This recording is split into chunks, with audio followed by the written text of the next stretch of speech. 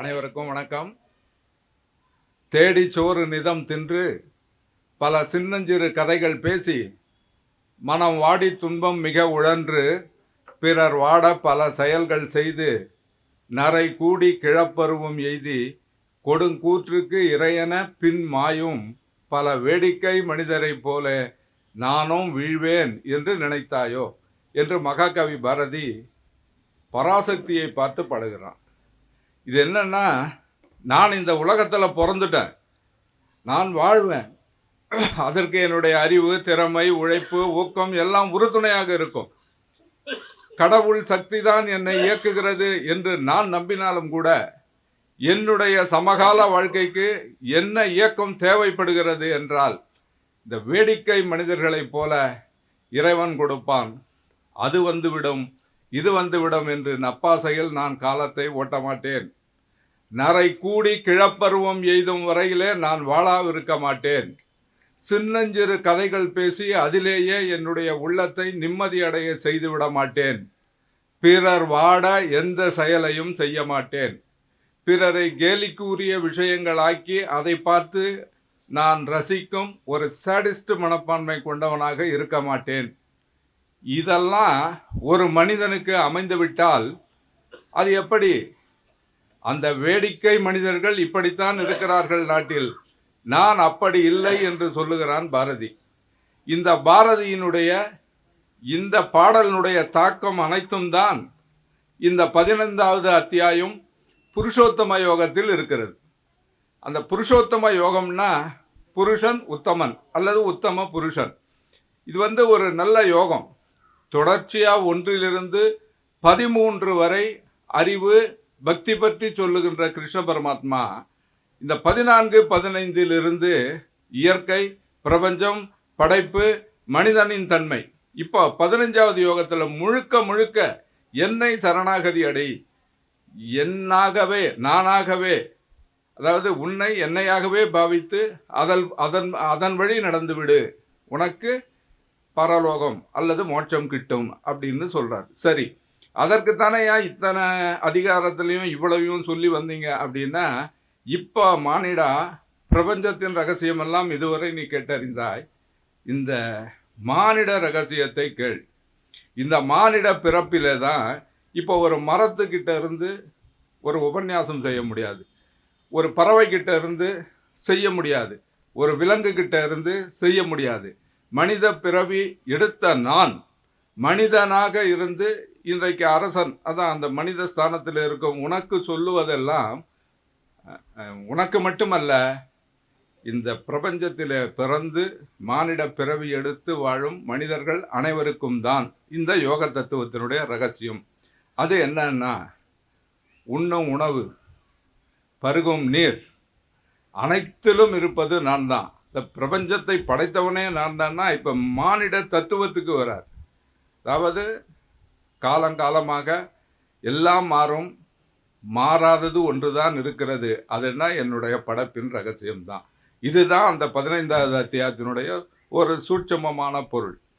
அதாவது கல்லாய், மரமாய், காடு மேடாய், வனவிலங்காய் மாறாது இருக்க நாங்கள் ஒரு வனவிலங்கு அல்ல, மாற்றம் மானிட தத்துவம். இந்த தத்துவம்தான் பகவான் மானிடனுக்கு சொன்னது என்று சொன்னதன் மூலம் இந்த பிரபஞ்ச தத்துவத்தை அவர் என்ன சொல்லுகிறார்னா, இப்போ சாப்பிட்றோம், மனிதன் உயிர் வாழ்வதற்கு சாப்பிட்றோம். சாப்பிடுவதன் மூலம் அவனுடைய உடல் ஒரு வலிமை பெறுகிறது, உழைப்பதற்கான ஊக்கம் வருகிறது.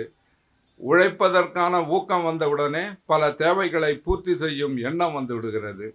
இதுக்கெல்லாம் அடிப்படையான காரணம் ஒரு எனர்ஜி தேவை. அந்த எனர்ஜி பக்தியின் பால் பட்டது மட்டும் இல்லை, அது உணவின் பால் பட்டது. அந்த உணவை நம்முடைய முன்னோர்கள் 4 வகையாக பிரித்து விட்டார்கள். மெல்லுவது, அதாவது தின்பது, உண்பது, தின்பது, நக்குவது, உறிஞ்சுவது. இப்போ உண்பது நம்ம சாதாரணமாக சாப்பிட்றோம்.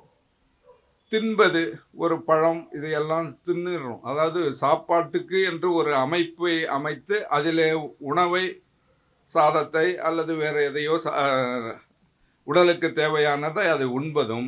தின்பதுன்னா போகிற போக்கில் சாப்பிட்றது, ஒரு பழம் வாங்கி சாப்பிட்றது, இதெல்லாம் தின்பதுவும். நக்குவது இப்போ அந்த பாயசம் இதெல்லாம் பார்த்தோம்னா அதை அப்படியே நக்கி சாப்பிடுவது, இது கூட அந்த நக்கல் கூட உணவு வகைகளிலே ஒன்றாக அந்த காலத்திலே கருதப்பட்டு இருக்கிறது.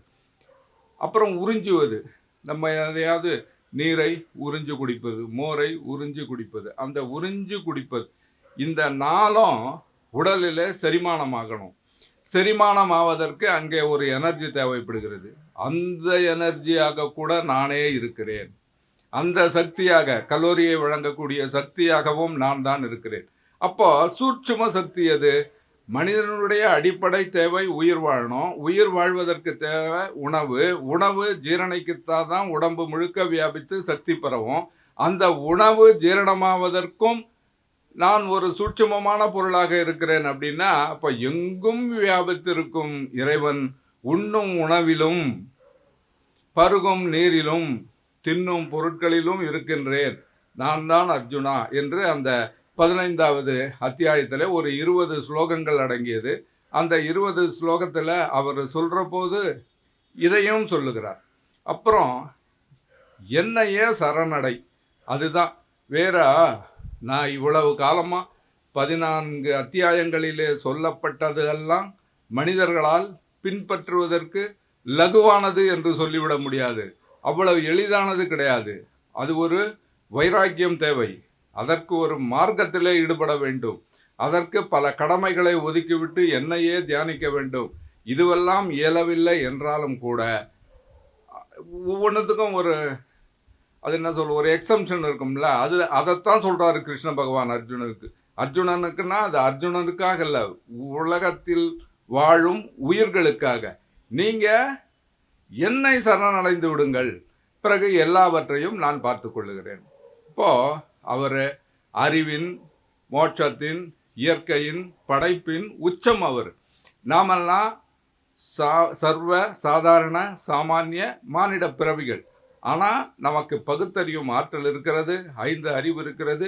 இந்த உலகத்தையே வழி நடத்தக்கூடிய ஆற்றல் மனிதனிடமிருந்தே பிறக்கிறது. விஞ்ஞானம் கூட அங்கிருந்து வந்தது தான். உலக மாற்றங்களெல்லாம் அதுதான் காரணம் என்றாலும் கூட இந்த கடையேனும் கடை தேர்வதற்கு ஒன்று தேவை என்றால் அதுதான் பரம அம்சருடைய, அதாவது என்னை வந்து அடையக்கூடிய ஒரு மார்க்கம். அதற்கு என்னையே சரணடை என்று சொல்லுகிறார். இது ஒரு சரணாகதி தத்துவமாக கூட பாசப்படுகிறது. எப்பவுமே வைணவ மதத்தில் மட்டும் ஏற்றுக்கொள்ளப்பட்ட ஒரு நியாயம் சரணாகதி தத்துவம் தான்.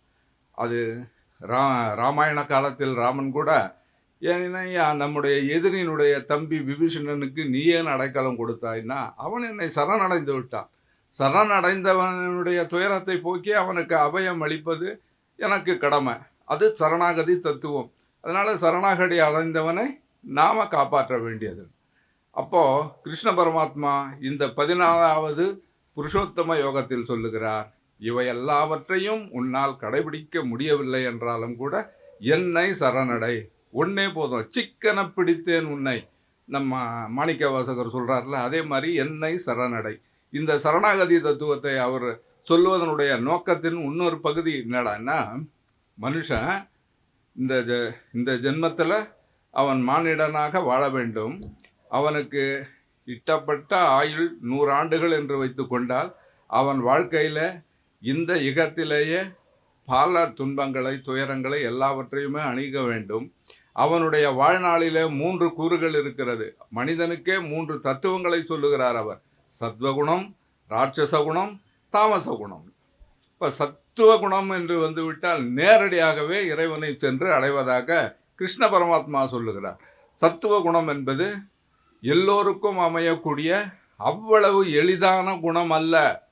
சத்துவ குணமாகட்டும், தாமச குணமாகட்டும், ராட்சச குணமாகட்டும், இவையெல்லாம் ஒரு மனிதனுடைய வாழ்நாளிலே ஒவ்வொரு கட்டங்களிலே அவனை அடைவது.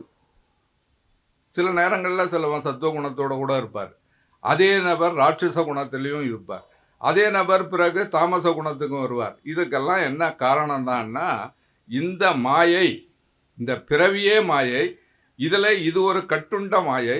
இந்த மாயையிலிருந்து விடுபட்டால் தான் என்னை அடைய முடியும்னா, அதுக்கு நீங்கள் என்ன செய்யணும்னா, ஒன்று கடமையை செய்வது, அதற்கு சரியான பலன் நான் தருவேன். 1 சமூக அந்தஸ்தோடு நல்லொழுக்கத்துடன் வாழ்வது, சதா இறைபக்தியில் இருப்பது. 3வதாக என்ன சொன்னால், மனத்தை திடம்பட வைத்துக் கொள்வது. இந்த மாதிரி தத்துவங்களை எல்லாம் தான் கிருஷ்ணருடைய கீதை உபதேசத்துக்கு பிறகு ஆண்டாண்டு காலமாக நம்முடைய சமய முன்னோர்கள் எல்லாம் எளிமையான ஒரு பழமொழி மூலம், எளிமையான பாடல் மூலம் எல்லோருக்கும் புரியும்படியாக மிக சாதாரணமாக சொல்லி வைத்திருக்கிறார்கள். இவை அனைத்துமே தான் இப்போ சத்துவகுணம், தாமச குணம், ராட்சச குணம்னா இதுவே கூட நம்ம கவியரசர் பாடல் எழுதலையானா, ஆசை பாசம் காதல் கொள்பவன் பேச தெரிந்த மனிதன், அன்பு அடக்கம் பணிவு கொள்பவன் மனித வடிவில் தெய்வம். இதுவே தான் இந்த குணங்கள் எப்படி இப்படியும் அப்படியும் மாறுகிறது. என்ன இது அவர் திரைப்பட பாடலிலே இந்த கருத்துக்களை காட்சிகளாக கொண்டு வருகிறார் என்றால், அந்த ஒரு தத்துவ பாடலுக்கு அவர் கை கொடுப்பது கூட கீதையினுடைய உபதேசம். இப்போ கீதையை நேரடியாக எல்லாரும் பார்த்து படித்து தெரிந்து புரிந்து கொள்ள வேண்டும் என்றால் அது இயலாத காரியம்தான். அதைத்தான் இந்த மாதிரி எளிமைப்படுத்தி பலர் பல காலகட்டங்களில் சொல்லுகிறார். இப்போ ரொம்ப பழமையானது கீதை. பாரதி கூட சொல்லியிருக்கிறார் அதை பற்றி. என்னென்னா, பாரத நாடு பழம்பெரும் நாடு, நீர் அதன் புதல்வர், நினைவு அகற்றாதீர். சரி, பழம்பெரும் பாரத நாடு உலகத்தில் தோன்றிய நாடுகளுக்கெல்லாம் முன் தோன்றிய நாடு. அந்த முன் என்பது என்னன்னா, அது ஒரு அனாதிங்கிறாங்க. அதுக்கு கால வரையறையே கிடையாது. 5000 ஆண்டா, 10,000 ஆண்டா, 50,000 ஆண்டா, லட்சம் ஆண்டான்னா அதை சொல்லவே முடியாது. ஏன்னா திருவெம்பாவையில் நம்ம கூட மாணிக்க வாசகர் சொல்லியிருப்பார், முன்னை பழமைக்கும் முன்னை பழம்பொருளே, பின்னை புதுமைக்கும் பேர்த்தும் அப்பெற்றியனே. ஒரு முன்னது அப்படி சொல்கிறோன்னு வச்சுங்க. ஒரு 2000 ஆண்டுகளுக்கு முன்னால் திருக்குறளுக்கு ஒரு வரையறை வைத்திருக்கிறார். அப்போது அதுக்கு ஒரு சரியான வரலாறு இருக்கிறது. ஆனால் இந்த உலகம் தோன்றியதற்கு ஒரு வரலாறு உண்டான்னா, கல் தோன்றி மண் தோன்றா காலத்தே முன் தோன்றியது தமிழ் அப்படின்னு சொல்லுவோம் நம்ம. அந்த தமிழுக்கும் முன்னாடி தோன்றியது ஏதோ ஒரு தத்துவம். அந்த தத்துவத்துக்கும் முன்னாடி இதுதான்னு ஒருத்தர் இருப்பார். அப்போ அவருக்கும் முன்னாடி ஒன்று இருக்கும்ல. அதனால வரையறுக்கப்பட முடியாதது அந்த இறை தத்துவம். அது ஆண்டாண்டு காலமாக யுகந்தோறும். நம்ம கூட ஒரு சமீபத்தில் ஒரு கவிதையில் எழுதியிருந்தார். ஒரு ஆன்மீக ஞானி இறைவனை பார்த்து அவர் வேண்டும்போது சொல்கிறார், யுகந்தோறும் உன் பெருமை பாடுகின்ற உத்தமரை பெற்றுள்ளாய். உன்னை பாடி புகழ்ந்தார்கள் யாரு? துர்வாசர், பரசுராமர், தௌமியர், மோகக்கவியார்.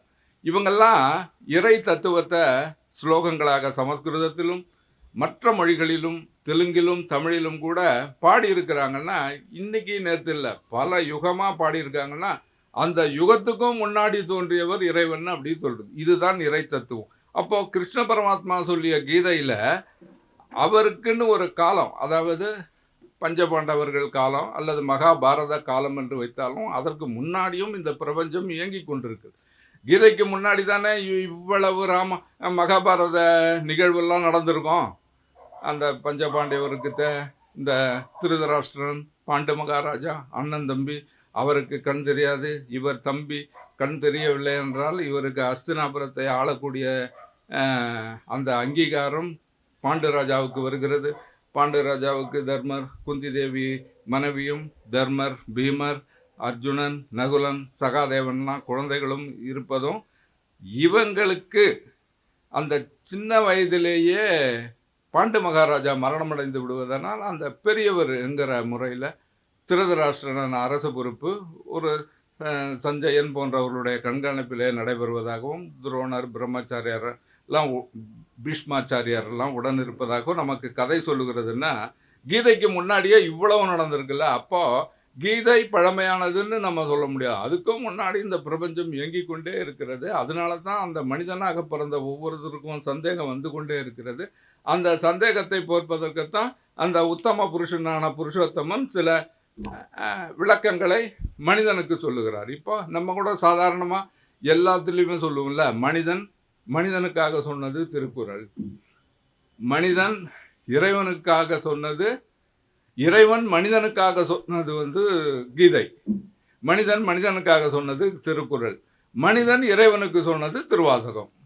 இப்போ இறைவனும் மனிதனும் ஜீவாத்மாவும் பரமாத்மாவும்னா, இப்போ ஜீவாத்மாவும் ஒரு ஜீவாத்மாவுக்கு சொல்றது, இப்போ திருக்குறளை திருவள்ளுவர் அறநெறி நூலாக அறம் பொருள் இன்பம் என்று வகுத்து சொன்னார் என்றால், அவர் அந்த அந்த பொருளுக்கு உரிய, அதாவது மனித ஜென்மத்திலேயே இருந்து மனித தத்துவத்துக்கும் மேலான தத்துவத்தை அவர் உணர்ந்திருக்கிறார். அவர் பரமாத்மா என்று நாம் ஒப்புக்கொள்ளணும். இப்போ ஒரு ஜீவாத்மாவான மாணிக்க வாசகர் பரமாத்மாவுக்கே திருவாசகம் சொல்லியிருக்கிறார் அப்படின்னா, இப்போ பரமாத்மாவினுடைய உயர்ந்த நிலைமைக்கு ஜீவாத்மாவான இவரும் கடுந்தவம், பெரும் துறவு வாழ்க்கை, சதா சர்வகாலம் இறைபக்தி, பற்றின்மை இதையெல்லாம் கடைபிடித்ததனால் இறைவனுக்கு இணையாகவும் வைத்து போற்றப்படுகிறார். இப்போ அர்ஜுனன் கலங்கிய நிலையில் இருந்தவனுக்கு, அர்ஜுனனுக்கு ஒரு அர்ஜுனனே மானிட ஜென்மமே எதையாவது சொன்னால் அவன் ஏற்கும் நிலைமையில் இல்லை. அதனால் போருக்கு வழிகாட்டியாகவும் தங்களுடைய வெற்றிக்கு தலைமை தாங்கக்கூடிய ஒரு ஸ்தானத்தில் இருப்பவரும் தன்னை காப்பாற்றுவதற்கே வந்தவரான கடவுளே சொல்லுவதாக இந்த கீதை இருக்கிறது. அப்போ பரமாத்மா மானிட ஜென்மத்துக்கு சொன்னது அனைத்தும் உயர்ந்த தத்துவமாகத்தான் இருக்கும், அது உயர்ந்த தத்துவமாகத்தான் போற்றப்படும். இதை இவர் மனிதனுடைய முக்குணங்கள் இருக்குது இல்லை, அதை சத்துவகுணம் இருக்கா அல்லது தாமச குணம் இருக்கா, ராட்சச குணம் இருக்கா, இந்த குணங்கள்லாம் எப்படி அவன் உயர்ந்த நிலைமைக்கு வர முடியும்? தன்னுடைய செய்கையினாலேயா, நடத்தையினாலேயா, பக்தி விசுவாசத்தினாலேயா? பற்றின்மையை எப்படி விட முடியும்? மனுஷனா பிறந்துட்டாலே பற்று தானே. ஆசையே துன்பங்களுக்கு எல்லாம் காரணம் என்று ஞானிகளால் தான் சொல்ல முடியும். குடும்பத் தலைவன் ஆசைப்படாமல் இருக்க முடியுமா? என்ன கிருஷ்ணா, உன்னுடைய உபதேசங்களிலே பல நெருடல்களும் குழப்பங்களும் வருகிறது. என்ன அதுக்குத்தான் கிருஷ்ண பகவான் சொல்லுகிறார், மனுஷனா பிறந்துட்டாலே இந்த தாமச ராட்சச சாத்வீக குணங்களெல்லாம் ஒரு இடத்துல நிலையாகவே நின்றாது. ஒரு மனுஷங்கிட்ட நிலையாகவே நின்றுடாது. அப்படி நிலையாகவே நின்று விட்டால் அவன் தெய்வ பிறப்பு. அந்த தெய்வ பிறப்பு என்பவன், நிலையாக நிற்பவன் என்பவன் பல பல பிறவிகளிலே அவன் இறை பக்தியை அடைவதற்கு முயற்சி செய்து இப்போ ஒரு 50,000 ஆண்டு காலம், 5,000 ஆண்டு காலம், 2,000 ஆண்டு காலம், 1000 ஆண்டு காலத்தில் 50,000 பேரில் ஒருத்தருக்கு, 1,00,000 பேரில் ஒருத்தருக்கு இப்படி வரக்கூடியவர் தான் அந்த சாத்வீக குணத்தில் நிலைத்து நிற்பார். ஆனால் இந்த தாமச ராட்சச குணங்கள் இருக்கு பாருங்க, ஒன்று பற்றும் பொழுது ஒன்றிலிருந்து போய்விடும். இப்போது பருவங்கள் தான் அதற்கு முக்கிய காரணம். ஒரு அரியா பருவம், இப்போ கூட மனுஷ வளர் மாற்றத்தை, இப்போ குழந்தை பருவம் முதல் முதுமை அடையும் பருவம் வரை பல கட்டங்களாக அதை பிரித்திருந்தாலும் கூட, இப்போ ஒரு 28 வயதிலிருந்து ஒரு 60 வயது வரை 32 ஆண்டு காலம் இந்த ராட்சச குணத்தினுடைய தத்துவம் அவனுடைய ஊனிலும் உடம்பிலும் உணர்விலும் உணவிலும் கலந்து விடுமா. கலந்து விடுவது என்பது இயற்கை. இப்போ ஒரு மனுஷனுடைய குணமோ மனமோ எதை கொண்டு தீர்மானிக்கப்படுகிறதுனா, அவன் உண்ணும் உணவை கொண்டு தீர்மானிக்கப்படுகிறது. உண்ணும் உணவில் ஒரு சாத்விகம் இருந்தால் அவனுக்கு ராட்சச குணம் தடுக்கப்படுகிறது. அவனுக்கு ஒரு ஒரு ஊக்கம் இருக்கும், அண்டை அயலாருக்கு தொந்தரவு செய்யக்கூடியாத நன்மை இருக்கும்னு பகவான் சொல்லுகிறார். இப்போ அந்த 28 to 60 என்பது நம்ம இந்த காலகட்டங்களில் வைத்தாலும் கூட, 60க்கு அப்புறமாவது அவருக்கு சாத்வீக குணம் வந்துருமானா வராது. அப்போ ரொம்ப ரொம்ப மோசமான தாமச குணம் பண்ணிக்கிடும். தாமச குணம் என்பது சோம்பல், உறக்கம், எதிலும் பற்றின்மைனா இந்த உலக வாழ்க்கையின் மேல் பற்றின்மை இல்லை, எதிலையும் செய்வதற்கு ஒரு தயக்கமோ உடல் ஒத்துழைக்காத தன்மையும் தான் அந்த தாமச குணம் என்பது. அந்த தாமச குணத்தையும் அப்போது அவர் வென்றால் ஒருவேளை அந்த சாத்விக குணத்தை அடையலாம். இது அவ்வளவு சுலபம் கிடையாது. ஏன்னா இந்த குணம் ஒவ்வொரு மனிதனும் இருந்தால்தான் அவனுடைய வாழ்க்கை முழுமையாகும். இப்போ பிறந்ததுலேருந்தே கடைசி வரைக்கும் அவன் சாத்விகமாகவே வாழ்ந்து விட்டால் அவன் இந்த சமூகத்திலே இழப்பது ஏராளம். இப்போ நீ போர் புரியணும், உனக்கு சாத்வீக குணத்தினால இந்த கேள்வி கேட்ட, நான் உன்னை சண்டை போடுன்னு சொல்கிறேன் இப்போ. அப்போ உனக்கு ராட்சச குணம் வரணும். உன்னுடைய உறவு, பந்த பாசம், இரத்த பாசம் இதையெல்லாம் நினைக்கக்கூடாது. அப்போது எதுன்னா, இப்போ குணம் நாடி குற்றமும் நாடி அவற்றுள் மிகை நாடி மிக்க குழல். இது ஒரு வள்ளுவர் நமக்கு சொன்னது. இப்போன்னா ஒரு மனுஷன்கிட்ட தீயதும் இருக்கும், நல்லதும் இருக்கும். இப்போ நல்லதே இருந்தால் அதை எதிர்பார்க்க முடியாது. தீயதே இருந்தால் தீயவன் என்று ஒதுக்கி விடலாம். ஆனால் இந்த ரெண்டுத்தையும் நாம் ஆராய்ந்து பார்த்து அதில் எது அதிகம் இருக்கிறதோ, குணம் அதிகமாக இருந்தால் குணசாலி, பொறுமைசாலி, நல்லவன் என்று தீர்மானம். தீமை தொடர்ந்து செய்து கொண்டே இருந்தால், அந்த ராட்சச குணத்திலிருந்து மாறாமல் இருந்தால் அவன் தீயவன் என்று நாம் எடுத்துக்கொள்ளலாம் என்று அந்த தத்துவத்தின் பொருளைத்தான் திருக்குறளில் கூட நமக்கு மிக எளிதாக சொல்லுகிறார்கள். இதெல்லாம் நமக்கு பாடமாக வைக்கப்பட்டதனால் நமக்கு புரிகிறது. பகவத்கீதை பாடமாக இல்லை என்றால் பல அறிஞர்கள் சொல்ல கேட்டு அது நம்மிடம் தங்காமல் இருக்கிறது. இந்த தத்துவம் எல்லாருக்கும் போக வேண்டும்னு தான் ஒவ்வொரு கட்டத்திலையும் ஒவ்வொருத்தரும் சில பாடல்கள் மூலம் நமக்கு சொல்லிக்கொண்டே வருகிறார்கள். சரி, இந்த தத்துவத்தினுடைய அடுத்த அம்சமாக இன்னொன்று சொல்கிறாரு பகவான் கிருஷ்ணன் அர்ஜுனன் கிட்ட. இந்த குணங்களை எல்லாம் வெல்ல முடியுமானா அது புலன்களை கட்டுப்படுத்த வேண்டும். புலன்களை கட்டுப்படுத்துவது என்பது அவ்வளவு எளிதே இல்லை. மனம்ங்கிற அது ஆன்மா என்பது வேறு, மனம்ங்கிறது வேறுங்கிறாங்க வேற ஒரு தத்துவக்காரர்கள். அது என்னன்னா, ஆன்மா தான் இறைவனோடு ஒன்றரை கலக்கக்கூடியது, மனம்ன்றது அது போக்குன்னா. அதே நமக்கு தத்துவங்களையும் நமக்கு நல்லதையும் சொல்ல வந்த முன்னோர்கள் எல்லாம் மனம் போன வழியெல்லாம் போக வேண்டாம்னா. அப்போ அந்த மனத்தை கட்டுப்படுத்தக்கூடிய லகான் ஒன்று இருக்கணும்ல. வேகமாக ஓடக்கூடிய குதிரையை கூட கட்டுப்படுத்துவதற்கு கையில் ஒரு லகான் இருக்கணும்ல. அது மாதிரி நம்மளோட மன வேகத்தை கட்டுப்படுத்தக்கூடிய லகான் என்னென்ன, அதுதான் பக்தி. அந்த பக்திங்கிற லகானை கொண்டு தான் உன்னோட ஆசை, அறியாமைங்கிற உன்னுடைய அந்த தாமச குணங்களை எல்லாம் நீ வெல்ல வேண்டும். சரி, 13 யோகத்திலையும் பக்தியை பற்றி தானே சொல்லியிருந்தீங்க. இப்போ திடீர்னு புருஷோத்தமம்னா என்ன அப்படி கேட்கறதுக்கு அவர் சொல்கிற ஒரே கடைசியான விளக்கம் என்னன்னா, இந்த யோகத்தில் நான் உனக்கு சொல்ல வர்றது தனி மனிதன் எப்படி முக்தி அடையணும். இதுவரை நான் சொன்னது இந்த பிரபஞ்சம் படைத்தது, அதில் உள்ள ஜீவராசிகள், அதில் என்னென்ன தத்துவங்கள், ஒவ்வொருத்தருக்கும் எப்படி, இந்த வருணாசிரமம் இதையெல்லாம் சொல்லி வந்த நான் இப்பொழுது தனி மனித ஒழுக்கம் குறித்தான் இந்த புருஷோத்தம யோகத்தில் நான் சொல்லி இருக்கிறேன் அப்படின்னு அவர் சொல்கிறாரு. இப்போ இந்த யோகங்களை எல்லாம் நாம் படிக்கிறோம். படித்தபடி நடைமுறையில் அதை பின்பற்ற முடியுமா என்பதில் ரொம்ப ரொம்ப சந்தேகம். ஆனால் நம்ம கண்ணு முன்னாடி கொஞ்சம் பேர் அப்படி இருந்ததாக நமக்கு கதைகள் மூலம் சொல்லப்பட்டிருக்குது. ரொம்ப சாத்வீக குணமாக இருக்கணும். இப்போ இயேசு கிறிஸ்து என்ன சொல்லுவாங்க, ஒரு கன்னத்தில் அறைந்தால் மறு கன்னத்தை காட்டு சொன்னார்ல.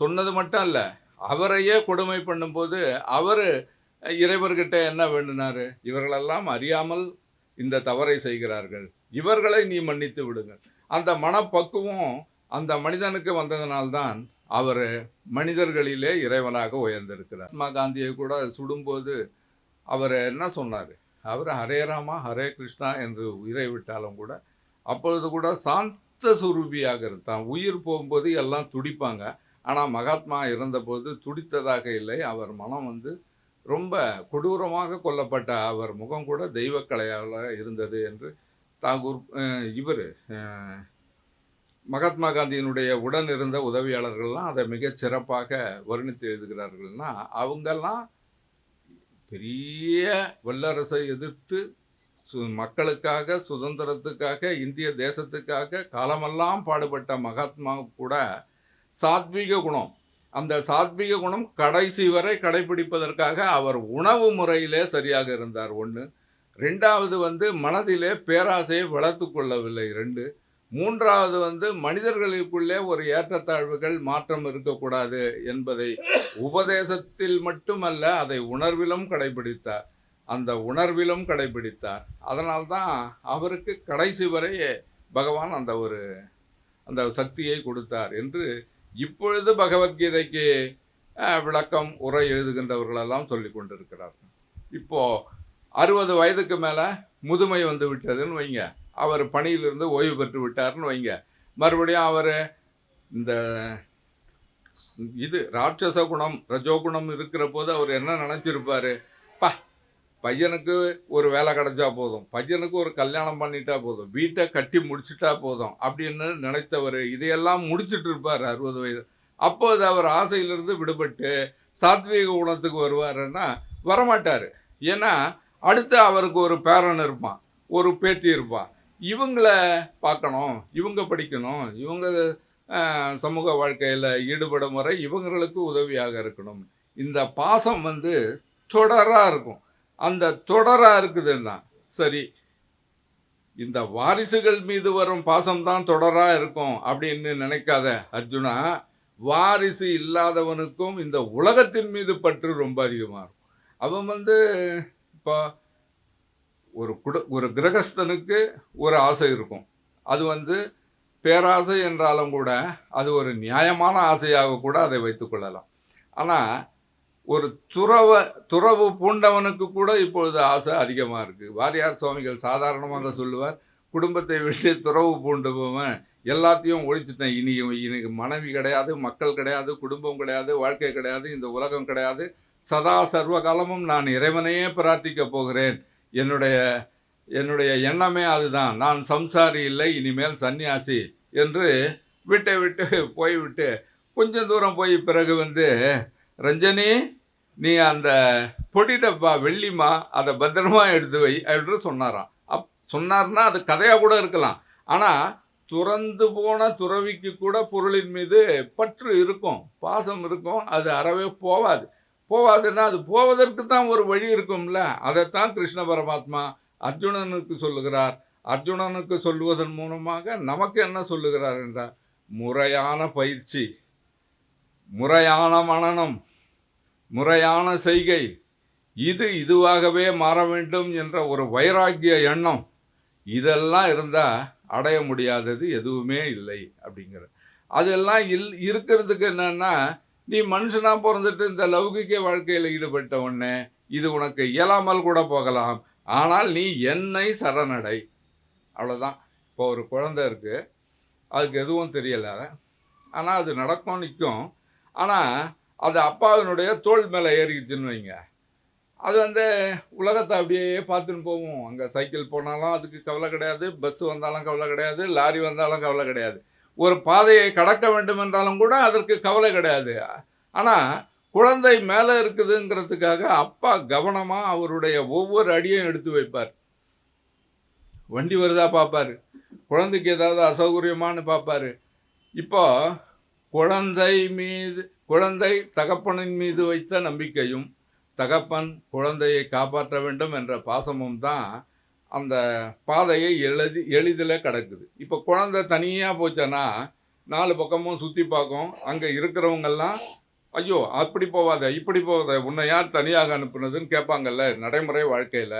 இப்போ குழந்தைய தகப்பன் தூக்கின்னு போகும்போது யாரும் அந்த மாதிரி கொஸ்டின் பண்ண மாட்டாங்க. ஆனால் குழந்தைக்கு தகப்பன் மீது உள்ள நம்பிக்கை பற்றற்று அதை தைரியமாக நடக்கிற மாதிரி, நீ என்னை பற்றிக்கொள், நான் இந்த பிரபஞ்சத்துக்கே தகப்பன், நான் படைத்தது தான் எல்லா ஜீவனும், அப்போது நான் உன்னை கரை சேர்ப்பேன். இதுதான் அந்த சரணாகதி தத்துவத்தினுடைய அந்த தத்துவத்தினுடைய சாறு, அந்த தத்துவத்தினுடைய அந்த ஒரு சாராம்சம்னா. இப்போது அதை எப்படி சொல்லணுமோ அதை பாருங்க. தருமனின் தம்பி அர்ஜுனன் கேட்க, தலைவனான் கிருஷ்ணன் கர்த்தன்கிறாரு. கர்த்தன்னா நம்மெல்லாம் ரட்சிக்க வந்தவர் அவர் கிருஷ்ணன். பரமனை வேராய்கொண்டு படைத்ததோர் மரத்தை சொன்னான், பிரம்மனே கிளைகளாக பிறந்ததும் மரமே என்றான், இருவினை அகற்றும் வேதம் இலைகளாய் முளைத்ததென்றான். வேதமே நான் தான், வேதத்தின் பொருளும் நான் தான், வேதத்தின் வேரும் கிளைகளும் மரமும் தண்டும் அனைத்துமே நான் தான். அப்போ ஒரு வேதத்திலிருந்து தான் எல்லாம் தோன்றியது என்றால் வேதமே நான் தான் அப்படின்னு சொல்றார் அர்ஜுனா. வாழ்க்கை என்ற அரச மரத்துக்கு வேர் மேலே இருக்குது, அரச மரத்துக்கு வேர் பூமிக்கு கீழே இருக்கும். ஆனால் வாழ்க்கை என்ற அரச மரத்துக்கு வேர் மேலே இருக்கிறது, கிளை கீழே இருக்கிறது. அது அழிவில்லாதது. வேதங்களே அதன் இலைகள் என்று அந்த வேதங்களே கூறுகின்றன. அதனை முதலில் அறிந்தவனே வேதத்தை அறிந்தவனாவான். இந்த வேதத்தினுடைய அடிப்படை தத்துவத்தை யார் முதல்ல தெரிஞ்சுக்கிறாங்களோ, அதன்படி நடக்கிறார்களோ அவர்கள்தான் வேதத்தை அறிந்தவர்கள் அப்படின்னு சொல்கிறார். அதாவது மரத்தின் உருவத்தை நீ காண முடியாது. அது ஒரு அரச மரத்துக்கு ஒப்பிட்டு, மரங்களில் சிறந்தது அரச மரம், ஜீவராசிகளில் சிறந்தவன் மனிதன். அப்போது அவர் உதாரணம் காட்டணும்னா கண்ணுக்கு தெரிந்த ஒரு பொருளைத்தான் காட்ட வேண்டும். இப்போது அரச மரத்துக்கு கிளைகள் மண்ணுக்கு கீழே இருக்குது, வேர் மண்ணுக்கு கீழே இருக்குது, கிளைகள் மேலே இருக்குது. ஆனால் மனிதன்கிற அரச மரத்தை நீ உருவகப்படுத்தி கொண்டால் வேர்கள் மேலே இருக்குது, மற்ற இலைகளெல்லாம் கீழ் நோக்கி இருக்கிறதுன்னா இன்னும் தலைகீழாக சொல்கிறீங்களேன்னா அவர் சொல்கிறாரு, அந்த வாழ்க்கை மரத்தின் கிளைகள் மேலும் கீழும் பரவியுள்ளன. அவை நான் முன்பு சொன்ன 3 குணங்களால் வளர்ந்தவை. மெய், வாய், கண், மூக்கு, செவி என்னும் புலன்களை தளிராக கொண்டவை. காரியங்களை ஒட்டி ஒரே மரத்தின் வேர்கள் பல வகையாய் பரவியுள்ளன. அந்த மரத்தின் உருவத்தை நீ காண முடியாது. அதற்கு ஆதியும் இல்லை, அந்தமும் இல்லை. பற்றற்று வாழ்தல் என்னும் வலிமைமிக்க வாளால் வேர்கள் ஆழமாக பாய்ந்த அந்த அரச மரத்தை வெட்டி பிறகு அடைந்தவர் திரும்பாத அற்புத உலகத்தை தேட வேண்டும். இந்த பழைய வாழ்க்கை மரம் எவனிடம் இருந்து உண்டாயிற்றோ அந்த ஆதி மூலத்தை சரணடைய வேண்டும்னா. அதாவது போனால் திரும்பாத இடம்ங்கிறது இறைவனுடைய சன்னதி என்று இவர் சொல்லுகிறார். கர்வத்தை விட்டு, மோகத்தை விட்டு, பற்று வைக்கும் குற்றத்தை வென்று எப்போதும் ஆத்ம ஞானத்தில் நினைத்து காமங்களை விலக்கி சுக துக்கங்களை நீக்கி ஆன்மாவின் உண்மை வடிவத்தை அறிந்தவர்கள் அழிவே இல்லாத மூலஸ்தானத்தை அடைவார்கள். அந்த மூலஸ்தானம் சூரியனாலோ சந்திரனாலோ நெருப்பாலோ பிரகாசிப்பது அன்று. அடைக்கலம் புகுந்தவர் நிரந்தரமாக வாழும் அந்த இடமே என்னுடைய உயர்ந்த இடமாகும். வாழ்க்கை உலகில் அனாதியான என்னுடைய ஜீவனே உலகிக் கொண்டிருக்கிறது. அது உடம்பில் உள்ள 5 புலன்களையும் மனதையும் இழுத்துச் செல்கிறது.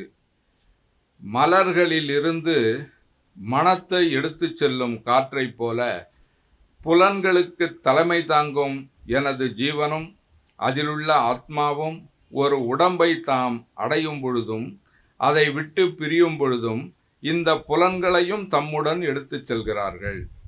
உடம்பில் உள்ள அந்த ஜீவனும் ஆத்மாவும் காது மூலம் கேட்கிறார்கள், கண் மூலம் பார்க்கிறார்கள், சதை மூலம் உணர்கிறார்கள், நாவின் மூலம் சுவைக்கிறார்கள், நாசியின் மூலம் நுகர்கிறார்கள், மனதின் மூலம் நினைக்கிறார்கள்.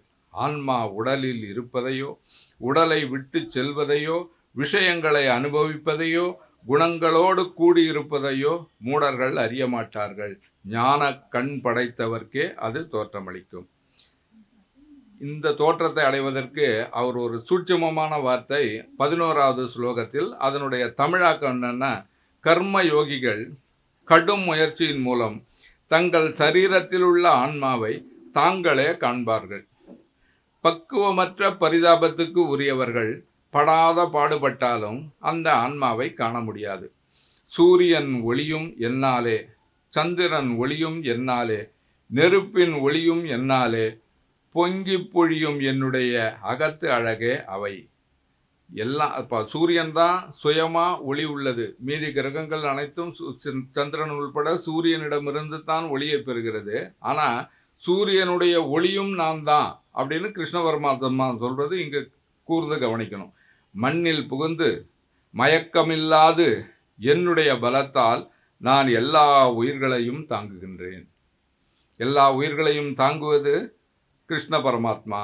அமுத மழை பொழியும் வெண்ணிலாவாக இருந்து ஆயிரக்கணக்கான மூலிகைகளை வளர்க்கிறேன்.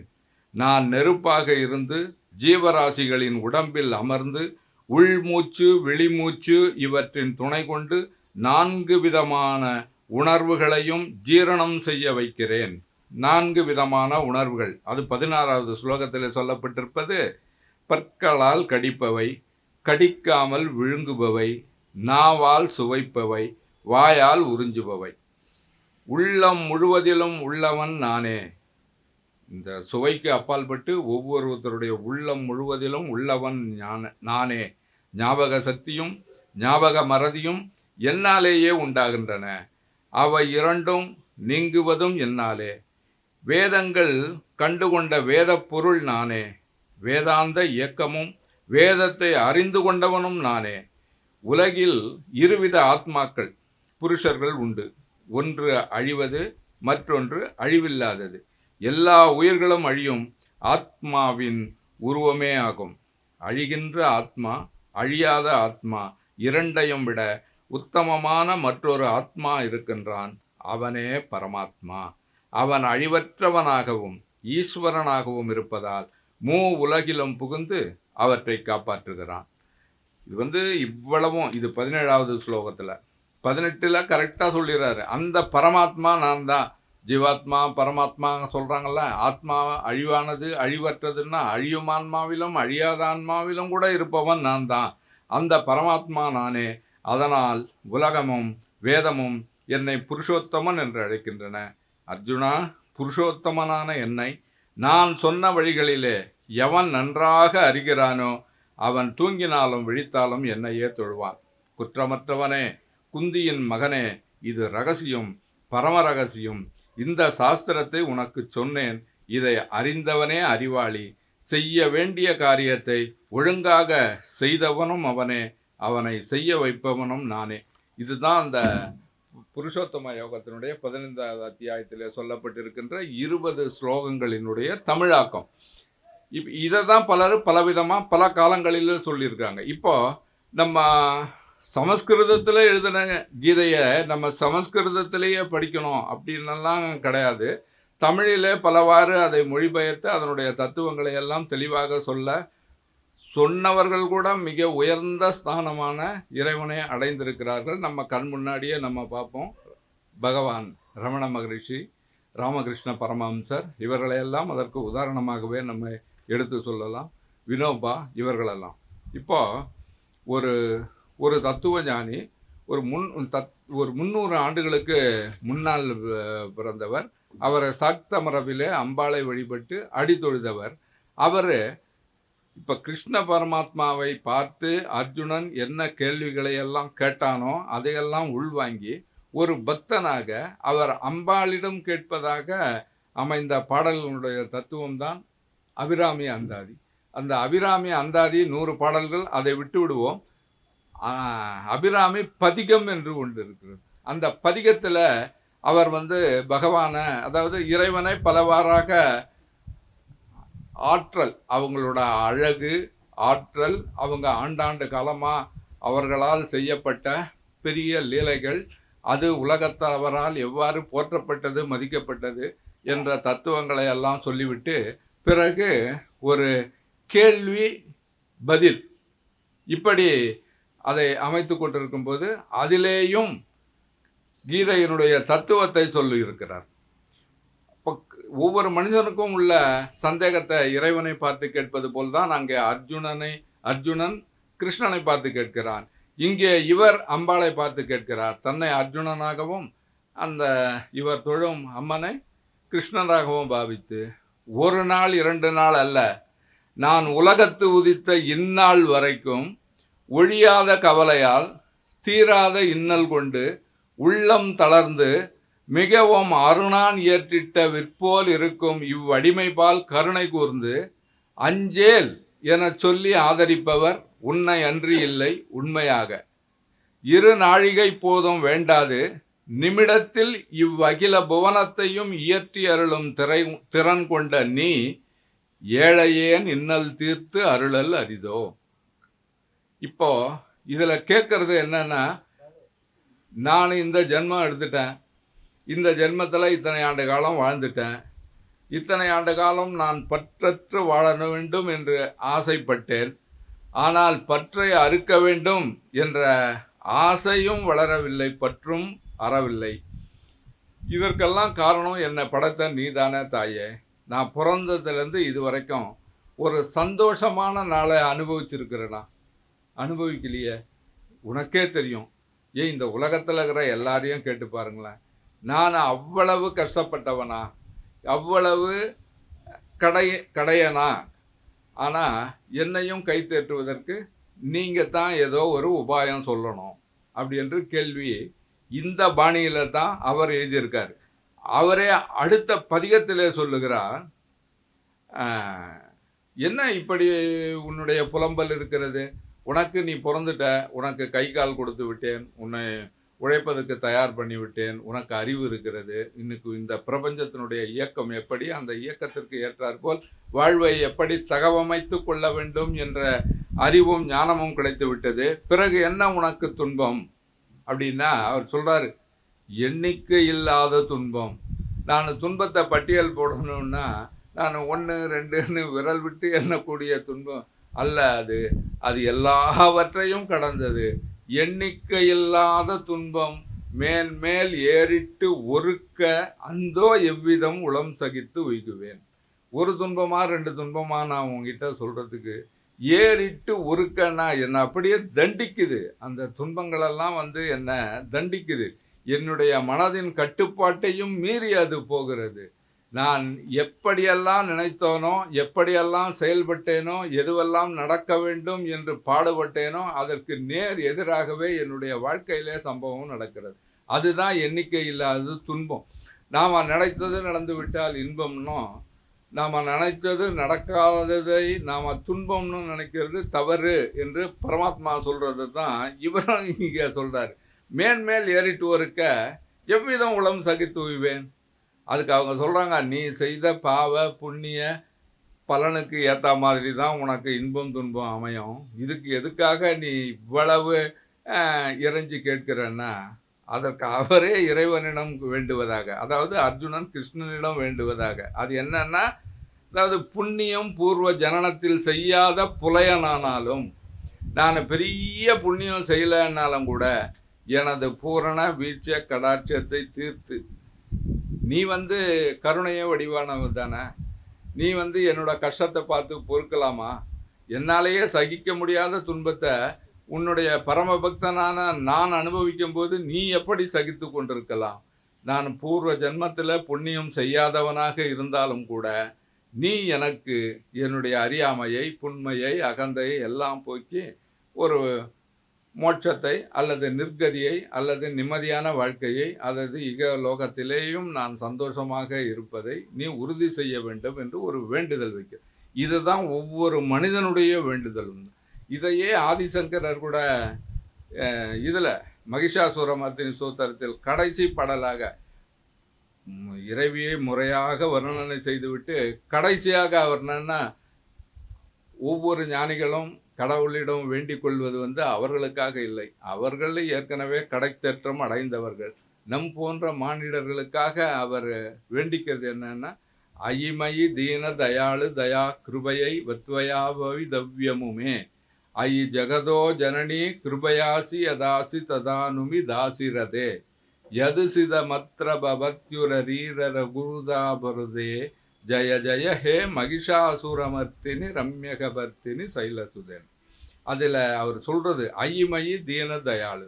இந்த பிரபஞ்சத்தை எல்லாம் கட்டி காக்கின்ற அம்பாள், இந்த பூ உலகத்துக்கே நீ தாய், நீ என்ன இவ்வளவு துன்பங்களுக்கு மத்தியில் வச்சுக்கிட்டு இருக்கியம்மா, இதை போக்க வேண்டியது உன்னுடைய பொறுப்பு தானே.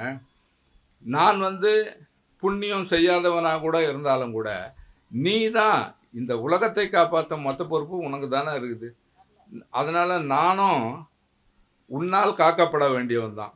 நான் எந்த அளவுக்கு தகுதி உள்ளவனோ அந்த அளவுக்காவது என்னுடைய துன்பத்தை போக்கி எனக்கு ஒரு நிறைவான வாழ்க்கையைத்தான், இன்பத்தை தான்னு ஒரு ஞானியே கேட்குறாரு அப்படின்னா நம்மெல்லாம் ஏமாத்துறோம்.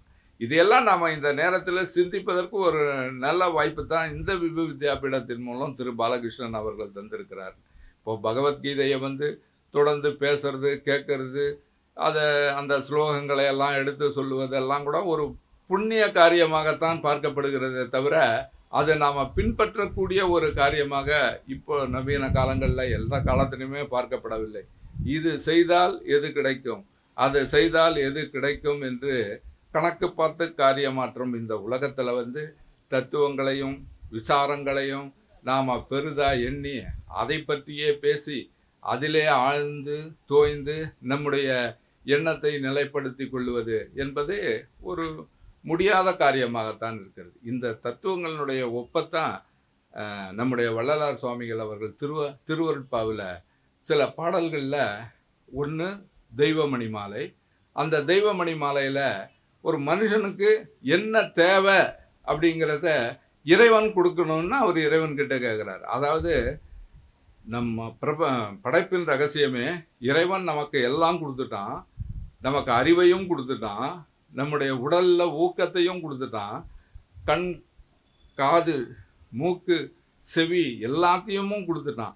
ஆனாலும் நம்ம இறைவன்கிட்டயே என்ன வேண்டணும்னா மனிதன் எப்படி வாழ வேண்டும்னா, இப்போ வள்ளுவர் சொல்லியிருக்காருல, தக்கார் தகவிலார் என்பது அவர் எச்சத்தால் காணப்படும்.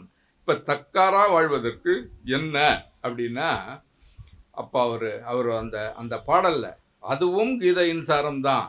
ஒவ்வொரு மனுஷனுக்கு என்ன தேவை இருக்கோ, என்ன சந்தேகம் இருக்கோ, எல்லா சந்தேகத்தையும் நம்முடைய முன்னோர்களும் மூத்தோர்களும் அறிவில் சிறந்த ஞானிகளும் மக்கள் சுபிட்சமாக வாழ வேண்டும் என்று எண்ணிய பெரிய பெரிய அது யாராக இருந்தாலும் அவங்கெல்லாம் அதைத்தான் சொல்லிட்டு போயிருக்காங்க. அவர் சொல்கிறார், ஈ என்று ஒருவரிடம் நின்று கேளாத இயல்பும். சரியான ஈ என்று ஒருவரிடம் நின்று கேளாத இயல்பும், என்னிடம் ஒருவர் ஈந்திடு என்ற போது அவருக்கு இல்லை என்று சொல்லாமல் இடுகின்ற திறமும், இறையாம் நீ என்றும் என் நினைவிடா நிறையும், அயலார் நிதி ஒன்றும் நயவாத மனமும், மெய்நிலை நின்று நெகிழாத திடமும், உலகில் சீ என்று பேய் என்று நாய் என்று பிறதமை தீங்கு சொல்லாத தெளிவும், திறம் நின்று வாய்மையும் தூய்மையும் தந்து நின் திருவடிக்கு ஆளாக்குவாய். இறைவா, உன்னுடைய திருவடிக்கு என்னை ஆளாக்க வேண்டுமென்றால் எனக்கு என்ன குணம் இருக்கணும்னா, ஈ என்று ஒருவரிடம் நின்று கேளாத இயல்பு வேணும். அதாவது தனக்கு இல்லை இல்லாமை சொல்லி ஒருவர் தம்பால் சென்று இழிவுபட்டு நில்லாமை நெஞ்சில் நினைவுகிறேன் அப்படி ஒருத்தர் சொல்கிறார். அதாவது இல்லை எனக்கு கொடு அப்படின்னு வயிற்று தேவைக்கும் குடும்ப தேவைக்கும் கை நீட்டி யாரிடமோ உதவி கேட்குறோம்ல, அந்த நிலை எனக்கு வரக்கூடாது. அது ஒரு உயர்ந்த நிலை. அதாவது ஈ என்று ஒருவரிடம் நின்று கேளாத இயல்புங்கிறார். இயல்பும்னா புலி பசித்தாலும் புல்லை தின்னாதில்ல, அது மாதிரி எவ்வளவு தான் துன்பம் 3 நாள் 2 நாள் பட்டினி என்றாலும் கூட அடுத்தவரிடம் கையேந்தாத ஒரு வைராக்கியம் இருக்கு பார், அது இயல்பாகவே ஒருத்தருக்கு அமைந்துவிடும். வீட்டில் எல்லாத்தையும் வச்சுக்கிட்டு கூட ரோட்டில் வந்து அடுத்தவனை பார்த்து கை நீட்டுவான், அது சிலருக்கு இயல்பாக இருந்திருக்கும். அந்த இயல்பு தேவையில்லை. ஈ என்று ஒருவரிடம் நின்று கேளாதது தான் இயல்பாக இருக்க வேண்டும். அடுத்தது, என்னிடம் ஒருவர் ஈந்திடு என்ற போது அவருக்கு இல்லை என்று சொல்லாமல் இடுகின்ற திறமும். இடுவதற்கு ஒரு திறம் வேணும். திறம்னா கருணை இருந்தால் மட்டும் போராது, பாக்கெட்டில் காசும் இருக்கணும். அப்போ தான் கருணையுடன் சேர்ந்து அந்த உதவியையும் நம்மளால் செய்ய முடியும். அப்போ தான் வந்து இல்லை என்று சொல்லாமல் இடுகின்றது திறமாக இருக்க வேண்டும். திறம்னா வாழ்க்கையில் உயர்வதற்கு உழைப்பு அவசியம், உத்தியோகம் அவசியம், விவசாயம் அவசியம், வியாபாரம் அவசியம். எதை செய்தாவது ஒரு பொருள் சேர்ப்பது புருஷோத்தமனுடைய கடமை. இதைத்தான் பகவானும் சொல்கிறாரு. அந்த கடமை நம்மக்கிட்ட இருக்கணும்னா, ஒருத்தர் நம்மக்கிட்ட கொடு அப்படின்னு கேட்குற போது இல்லை போன்னு விரட்டாத, அவர்களுக்கு கொடுப்பதற்கு எண்ணம் இருந்தாலும் கூட திறத்தை கொடு. திறத்தை கொடுன்னா, எனக்கு உத்தியோகத்தை கொடு, உழைக்கும் எண்ணத்தை கொடு, எனக்கு வாழ்க்கை வசதிகளை பெருக்கிக் கொள்வதற்கு என்னென்ன வழிமுறைகளையெல்லாம் அதையும் கொடுன்னா. அதை தான் ஆண்டாள் கூட திருப்பாவையிலே சொல்லுவார், திருத்தக்க செல்வமும் சேவகமும் யாம் பாடின்னு. இந்த செல்வம் வேணும். செல்வம் இல்லைன்னா சமூக அந்தஸ்தோடு வாழவே முடியாது. அந்த சமூக அந்தஸ்துக்கு செல்வம் தேவை என்றால் அந்த செல்வம் திருத்தக்க செல்வமாக இருக்க வேண்டும். திருத்தக்க செல்வம்னா குற்றமில்லாத செல்வம். எதை செய்தாவது பொருள் சேர்ப்பது என்பதில்லை, ஒரு நேர்மையான வழியிலே பொருள் சேர்த்து அந்த பொருள் ஈந்திடு என்று சொல்லும்போது அவருக்கு இல்லை என்று சொல்லாமல் இடுகின்ற திறமாக அது இருக்க வேண்டும். அப்போ வள்ளலார் இதில் 2 வார்த்தை சொல்கிறாரு. அது என்னன்னா, ஒருத்தர்கிட்ட எனக்கு கொடுன்னு போய் கேட்காதத இயல்பாகவே எனக்கு கொடுன்னு இறைவன் கிட்ட கேட்குறாரு. நான் ஒருத்தர்கிட்ட போயிட்டு எனக்கு அது இல்லைன்னு கேட்கக்கூடாது என்பது ஒரு வேண்டுதல். கேட்கக்கூடாதுங்கிறது ஒரு இயல்பாக அமைய வேண்டும். ஒரு இயல்புன்னா அது ஒரு குணாதிசயமாக எனக்கு இருக்கணும். 2வது, என்னிடம் ஒருவர் ஈந்திடு என்ற போது அவருக்கு இல்லை என்று சொல்லாமல் இடுகின்ற திறம் வேண்டும். இப்போது யாசகம் கேட்டு உதவி கேட்டு தன்னிடம் வருபவர்களிடம் எப்படியோ எரிந்து விழுந்து அவங்கள சரியாக நடத்தாமல் ரொம்ப அந்தஸ்து குறைவாக நடத்தி போ என்று சொல்லக்கூடாதுன்னா சொல்லதான் கூடாது. அப்போ அவர்களுக்கு இடுகின்றதற்கு எனக்கு ஒரு திறம் வேண்டும். அந்த திறம்தான் பொருள் சேர்க்கை. அந்த பொருள் சேர்க்கை திருத்தக்க திரையாக இருக்க வேண்டும். அதாவது நல்வழியில் சேர்த்த பொருளாக இருக்க வேண்டும் அப்படின்றது 2வது வேண்டும். உலகில் சீ என்று நாய் என்று பிறதமை தீங்கு சொல்லாத தெளிவு. தானே அது அகந்தையினுடைய வேறுபாடு. அதுதான் ஐயா சொன்னார்ல, அந்த ராட்சச குணம். அந்த ராட்சச குணத்தினுடைய உச்சம்தான் உலகில் சீ என்று நாய் என்று பிறதமை தீங்கு சொல்லாத தெளிவும். ஒரு தெளிவு ஏற்பட வேண்டும் என்று சொன்னால் மற்றவங்களை அடிமையாக கேவலமாக அவர்களுடைய பொருளாதார, அவர்களோட கல்வி, அவர்களோட குடும்பம் சார்ந்த, அவளது இனம் மொழி சார்ந்த வகையிலெல்லாம் அவங்களை சிறுமைப்படுத்தி நானே உயர்ந்தவன் என்ற ஒரு பெருமையில் அவங்களெல்லாம் சீ நாய் பேய் அப்படின்னு சொல்கிறது, கையை ஓங்குவது, அடிப்பது, தடி கொண்டு தாக்குவதுன்னே சொல்கிறார் வள்ளலார் ஒரு இடத்துல. அப்போது இதெல்லாம் ரொம்ப ரொம்ப ரொம்ப மோசமானது. மனிதனாக பிறந்த ஒவ்வொருவருக்கும் இந்த உலகத்திலே வாழ உரிமை இருக்கிறது. அவன் பொருள் படைத்தவனாகவும் இருக்கலாம், பொருள் இல்லாதவனாகவும் இருக்கலாம். அவன் ஒரு ஆத்மா, அவன் ஒரு ஜீவாத்மா, அவனும் இறைவனால் படைக்கப்பட்டவன். அவனுக்கு முடிந்தால் நீ உதவி செய், இல்லை என்றால் அவனை பழிக்காதே என்று பொருள். அந்த பழிக்காத குணத்தை நீ எனக்கு தரணும் அப்படின்னு வள்ளலார் கேட்கிறதுனுடைய தத்துவம் என்னன்னா, அப்படி பழிக்காமல் இருப்பதற்கு எனக்கு தெளிவு வேண்டும். இந்த தெளிவுன்றது என்னன்னா, அது ஒரு ஞானம்.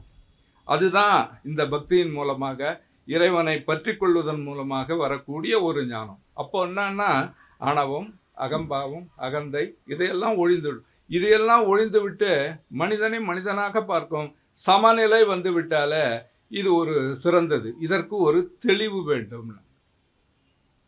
அயலார் நிதி ஒன்றும் நயவாத மனமும்.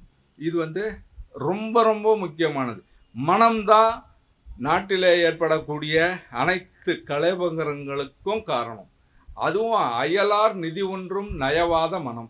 இப்போ திருடன் அவனோட வாழ்க்கை தேவைக்காக திருடுறான்னு அதை நியாயம் சொல்ல முடியாது. அவன் அயலார் நிதியை களவாடுவதற்காக திட்டம் தீட்டுகிறான் என்று தான் பொருள். அயலார் நிதினா ஒவ்வொருவருக்கும் இந்த உலகத்தில் பிறந்தாச்சு, பிறந்தவன் வாழ வேண்டும். வாழ்வதற்கு என்று சில அடிப்படை வசதிகளும் இறைவன் படைச்சிருக்கான். மண், நீர், நிலம், காற்று எல்லாமே இருக்குது. அதை உன்னோட உழைப்பை செலுத்தி, உன்னுடைய ஊக்கத்தை செலுத்தி, உன்னுடைய அறிவை செலுத்தி வாழ்வதற்கு முற்பட வேண்டும்.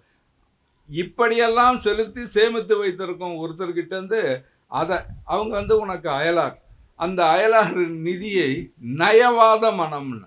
நயவுன்றது ரொம்ப ஆர்வம் கொள்வது, உழைக்கிறதுக்கு ஆர்வம் கொள்வது இல்லை, அடுத்தவங்களோட காசை ஆட்டைய போடுறதுல அதிக ஆர்வம் கொள்வது. நயந்து அப்படின்னால ரொம்ப விருப்பப்படுறது. அது தவறு என்ற எண்ணம் அவங்க உள்ளத்தில் கிஞ்சிற்றும் இருக்காது. அயலார் நிதி ஒன்றும் நயவாத மனமும். அயலார் நிதியை நயவாது இருக்க வேண்டும் என்பது ஒரு தத்துவம். அதற்கு காரணம், அப்படி இல்லாமல் போகிறதுக்கு மனம் காரணம். நீ இந்த மனதை சரி செய்து விட்டால் அவன் தன்னளவிலே சீரடைந்து விடுவான். தன்னளவிலே ஒவ்வொரு தனி மனிதனும் சீரடைந்து விட்டால் இந்த தேசத்தில் சில குற்றங்கள் குறையும். அயலார் நிதிங்கிறது களவை பற்றி அந்த காலத்தில் அவர் சொல்லியிருக்கிறது. இப்போது பட்டுக்கோட்டை கல்யாண சுந்தரம் கூட பாடல் எழுதியிருப்பார், திருடனாய் பார்த்து திருந்தாவிட்டால் திருட்டை ஒழிக்க முடியாது அப்படின்னா. இதுதான் அந்த மனத்தை தான் வள்ளலார் கேட்குறாரு. அயலார் நிதி ஒன்றும் நயவாத மனமும். திறம் நின்று. திறம் நின்றுனா திடமான கொள்கையில் இருக்கிறது. ஒருத்தர்கிட்ட போய் நான் கேட்க மாட்டேன். யாராவது என்கிட்ட கை நீட்டினா என் மனசு பொறுக்காதுப்பா. அவங்களுக்கு இருக்கிறத ஏதோ கொடுத்து, எனக்கு இருக்குதோ இல்லையோ நான் கொடுப்பேன்பா. இப்படியெல்லாம் நிறைய பேர் சொல்ல கேட்டு இருக்கோம். அவங்க செய்கை அப்படி இருந்தால் ரொம்ப சிறப்பானது தான். பிறகு என்ன செய்வோம்? இப்போ ஒருத்தர் காசுக்கு நான் என்னைக்குமே ஆசைப்பட மாட்டேன். உனக்கு களவு மட்டும் இல்லை அயலார் நிதி ஒன்றும் நயவாததுன்றது. திட்டமிட்டு சதி செய்து கடை பரப்பி அவர்களை வலையில் விழ வைத்து அதை அவங்களோட பொருளை கவருவது கூட ஒரு அயலார் நிதியை நயக்கிறது தான். அது கூட இருக்கக்கூடாதுன்னு சொல்ற வள்ளலார். இதிலெல்லாம் திடமான நெஞ்சுறுதி வேண்டும். அழியவே போனாலும் சரி, எனக்கு இதெல்லாம் தேவையில்லை, இப்படியெல்லாம் இருக்கக்கூடாது அப்படின்ற ஒரு எண்ணம் வாய்மையும் தூய்மையும் தந்து நின் திருவடிக்கு ஆளாக்குவார். இது அர்ஜுனன் கிருஷ்ணனுடைய கேட்டதனுடைய கேள்விகளின் சாரமும் பதிலும் தான். இதை பகவத்கீதையை தெளிந்து உணர்ந்தவர் யாரு? வள்ளலாறு. திருக்குறள் வகுப்பு நடத்தியவர். திருக்குறளில் சொல்லப்பட்ட கருத்துக்களை எல்லாம் நேரடியாகவே திருவருட்பாவிலே எடுத்து கையாண்டவர். அதனால தான் அவர் ஜீவகாருண்யத்தை பற்றி பேசியிருப்பார். உயிர்கொலையும் புலைப்பை செய்யும் உடையவர்கள் எல்லாம் உறவினத்தார் அல்லர், அவர் புறவினத்தார்னு முரசு கொண்டு அறைந்தவர். இவரும் வள்ளுவரும் சொல்லியிருப்பார்ல, பொல்லான் புலான் மறுத்தானை கைகூப்பி எல்லா உயிரும் தொழும்.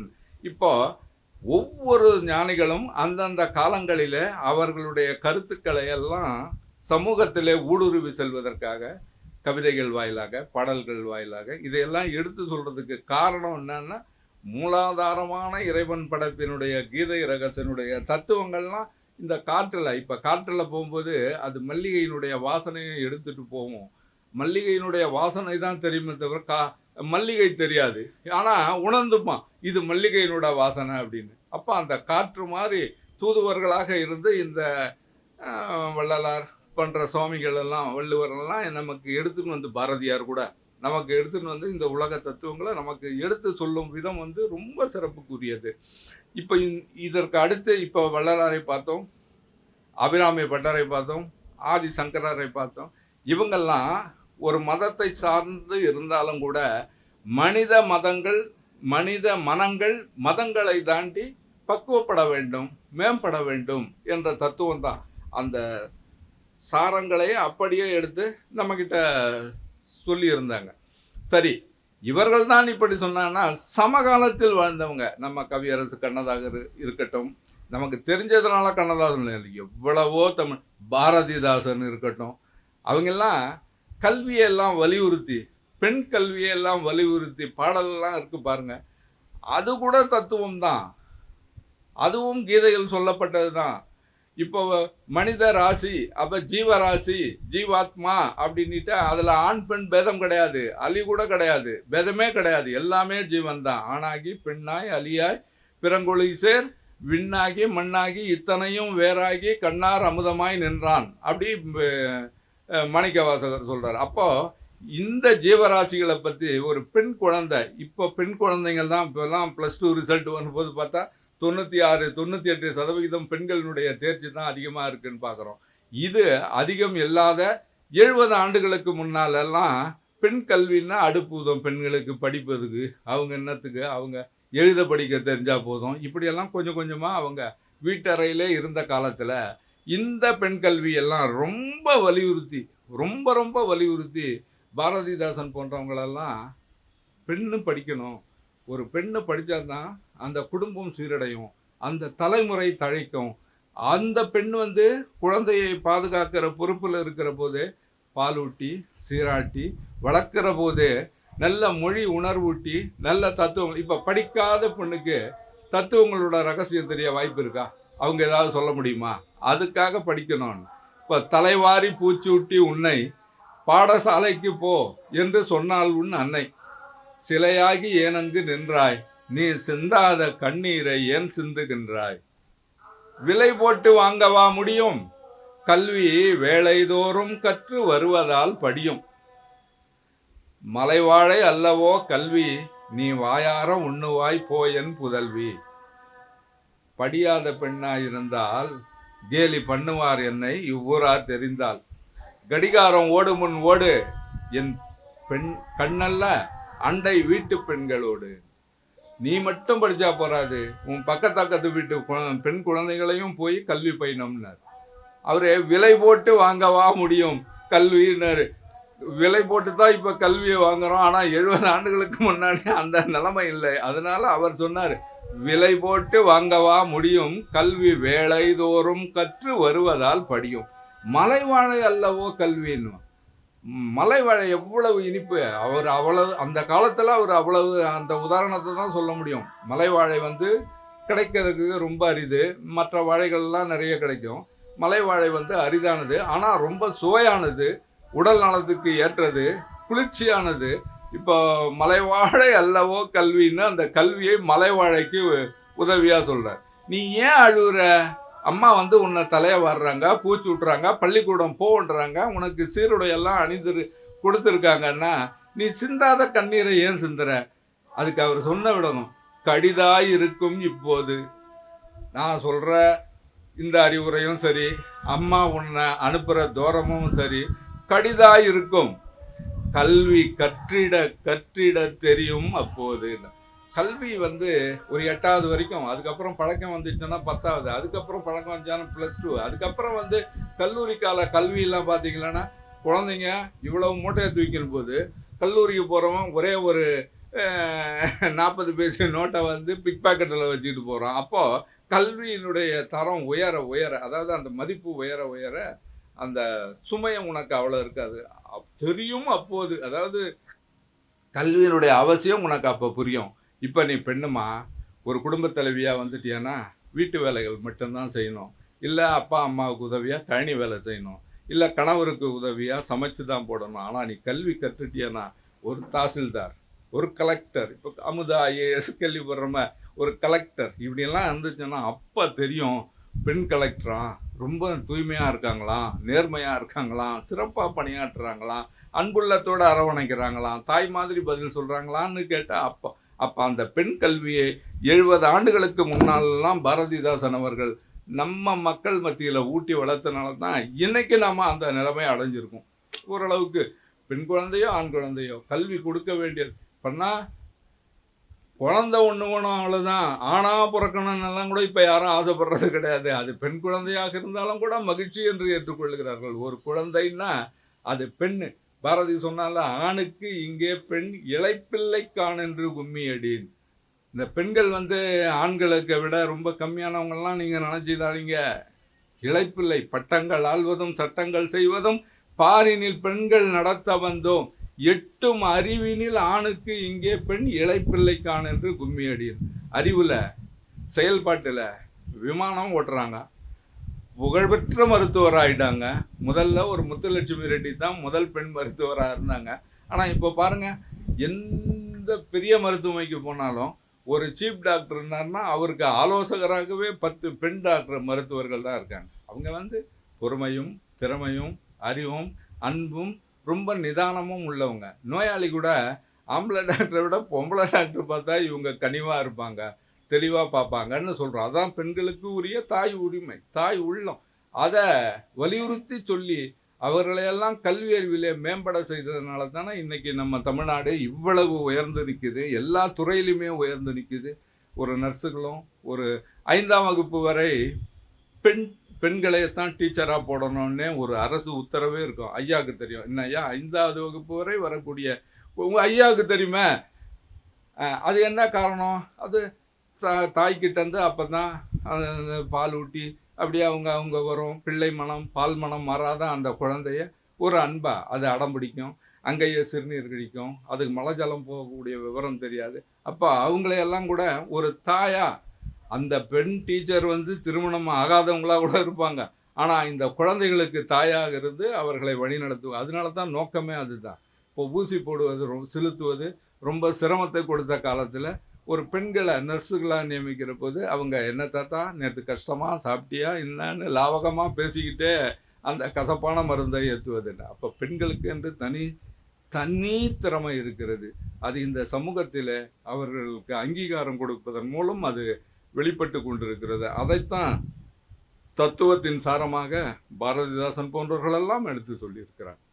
இந்த அதையெல்லாம் படிக்கிறது, அதை பற்றி பேசுறது, அது குறித்து கேட்குறதுன்னா, இப்போ வந்து கற்றலில் கேட்டலே நன்றுன்னு ஔவையார் எதுக்கு சொல்லியிருக்காங்கன்னா, படிப்போம், அது நமக்கு புரியாது. படித்து புரிந்து அது பற்றி மற்றவர்களிடம் எடுத்து சொல்பவருடைய பேச்சை கேட்டால் 10 புத்தகம் படித்து தெரிந்து கொள்ளாததை ஒரு சொற்பொழிவின் மூலம் நான் தெரிந்து கொண்டேன்னு கண்ணதாசனே சொல்லியிருக்கார். அவர் சொல்லியிருக்காரு, வாரியார் சாமிகளிடம் நான் 1 மணி நேரம் பேசினால் 5 திரைப்படங்களுக்கு பாடல் எழுதி விடுவேன். ஐயா சொல்லி தானே இருக்காரு அவரோட தத்துவத்தில். அப்போ என்ன காரணம்? அவங்க படித்ததனுடைய சாரத்தை எடுத்து சொல்கிறாங்க.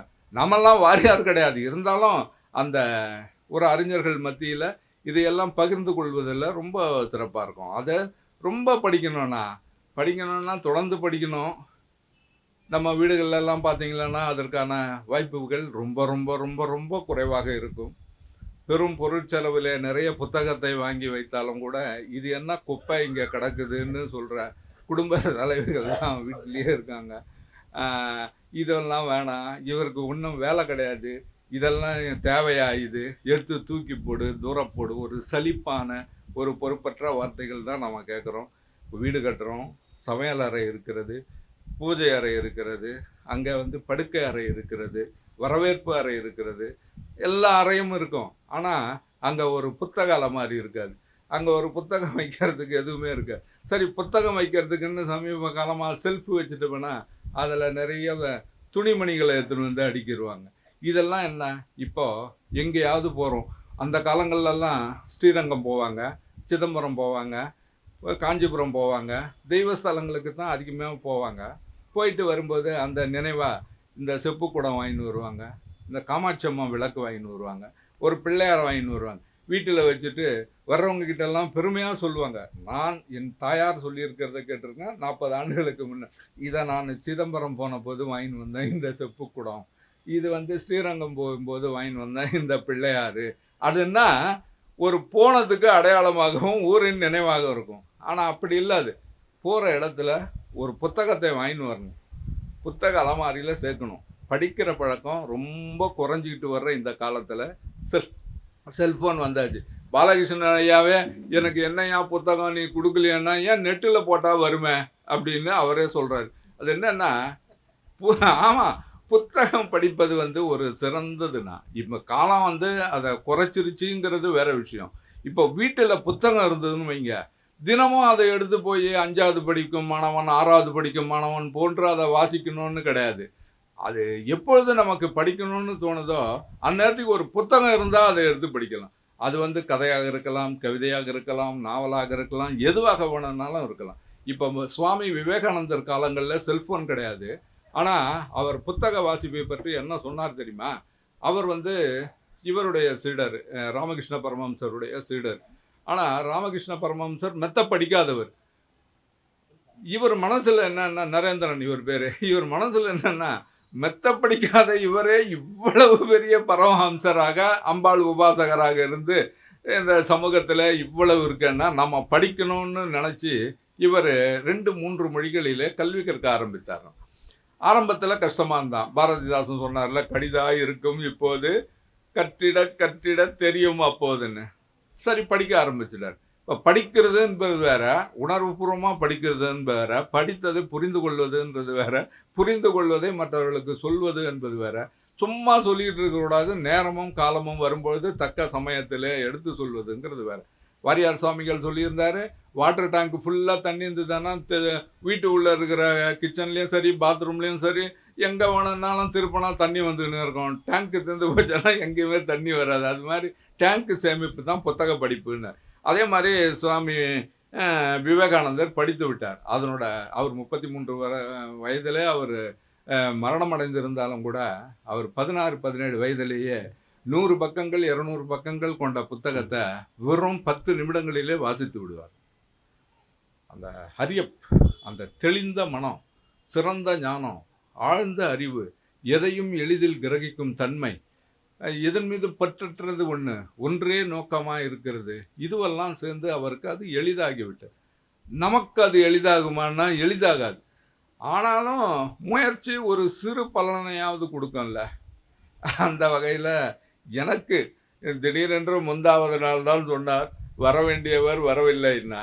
இப்போ அனுமன் தூதனாக போக வேண்டியது இலங்கைக்கு, ஆனால் திடீர்னு அவருக்கு இல்லை, அவர் சஞ்சீவி மலையை கொண்டு வந்தார், இப்போதும் இல்லைன்னு. அங்கதனை தூது அனுப்புனாங்களாம். அப்போ கண்ணதாசன் கம்பர் மிகச் சிறப்பாக அந்த காட்சியை சொல்லுவார். அதுதான் பொன் இருக்கிற இடத்துல பூ. பிறகு அதுதான் எல்லாமே உதாரணமாகவே வந்தது. ஆஞ்சநேயர் வந்து அறிவில் பெரியவர், சிறந்தவர், வாயு பகவான் புத்திரன்.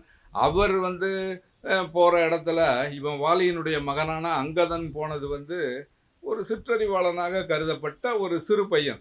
சிறுவனேன்னு கூட ராவணன் அழைக்கிறதா அதில் வார்த்தைகள் வருது. அது மாதிரி அருள்நிதி அவர்கள் பேச வேண்டிய அந்த 15வது யோகம் புருஷோத்தமனை எனக்கும் பேச வாய்ப்பு கொடுத்த இந்த பாலகிருஷ்ணன் ஐயாவிற்கு நன்றி கூறி இந்த நேரம் வரை இதையும் சிறப்பாக கேட்ட உங்கள் எல்லோருக்கும் சிறந்த வணக்கத்தை தெரிவித்து உங்கள் ஆட்சியும் அருளும் இருந்தால் எதுவும் பேசலாம். நன்றி ஐயா, மகிழ்ச்சி.